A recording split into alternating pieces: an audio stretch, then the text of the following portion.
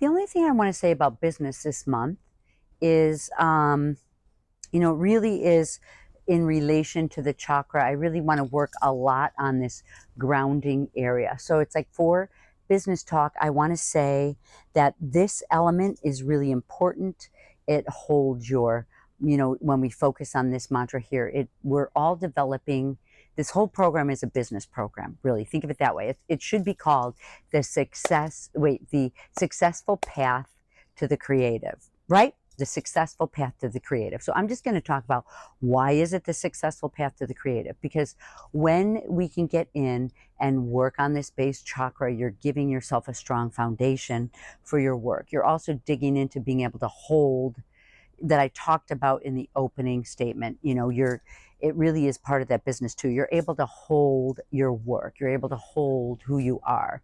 You're able to be okay with yourself. If you're doing a show and someone walks by and they don't like your work, you're okay. You don't have to, you're just going to be okay if you have this strong root chakra. So my thing is, the more you know yourself through this whole series, I want to work with you on getting deeper and deeper into each chakra, which getting into all these different energies and organs that are important in your body.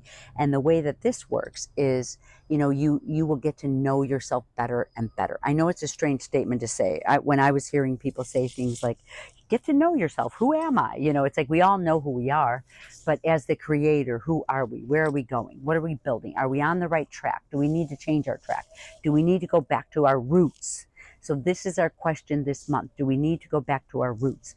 As you're in here doing this yoga, you're going to find different things come up. I really want you to write these things down.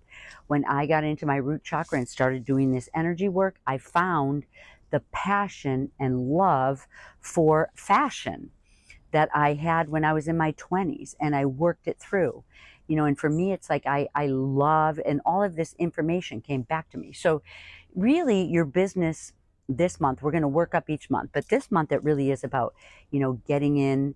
It's all an individual. You guys are free to write it in there. We have the power of a group. You're free to write it in the group or write it in your journal. You're going to find your old energies, your old stuff coming up as we breathe in and recycle. That in itself is enough for the successful pathway to the artist.